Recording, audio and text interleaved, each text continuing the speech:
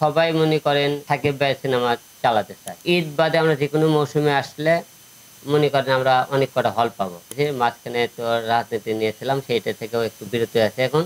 ধামাকা কিছু নিয়ে আসবো বলে।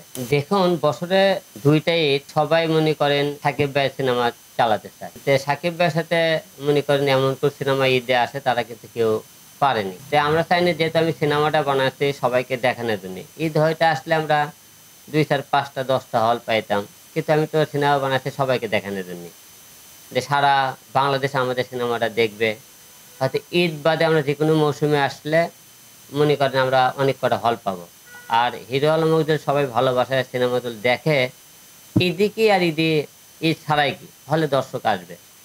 কারণ এর আগে তো আমি ৩ টে সিনেমা রিলিজ করেছি সবাই দর্শক হলে এসেছেন, সবাই দেখেছেন। সেই হিসেবে আমি জানি ব্যতিক্রম কিছু অবশ্যই দর্শক আশা রাখতেছি। ঈদ ছাড়াও হলে দর্শক আসতে পারে। না অনেকদিন ধরে পিছিয়ে আছে একটা কারণে মিডিয়ার হয়তো ক্যামেরার সামনে নাই অনেকেই। যে একটা কারণে আমি নতুন কিছু নিয়ে আসবো দেখে আমরা নতুন কিছু কাজ নিয়ে একটু চুপ ছিলাম।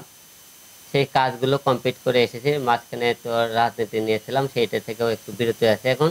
এখন সবকিছু মিলে ভালো কিছু কাজ নিয়ে আসবো। আর আরেকটা সমস্যা হয়েছে আমার যে আমার যে অনেকেই যে খোঁজ খবরগুলো পেত সেগুলো আমার ভেরিফাইড কিছু ফেসবুক আইডি হ্যাক করে নিয়ে যায় ডিসেবল করে। এই কারণে অনেকে অনেক রকম হয়তো টুকটাক খোঁজ খবর এটাও আর পায় না। সেই কারণে হয়তো একটু পিছিয়ে আছি। আর সামনে লুকিয়ে থাকার একটাই কারণ যে আমরা ধামাকা কিছু নিয়ে আসবো বলে। হিরো আলম নতুন করে আবারও সবাইকে আ ভালো কিছু দিবে দেওয়ার আশায় নতুন করে আমি কিন্তু আবারও ফেসবুক, ইউটিউব আবারও সাথে নিয়ে আসতেছি সামনে। এই সিনেমাটা নিয়ে অনেক পরিশ্রম করেছি।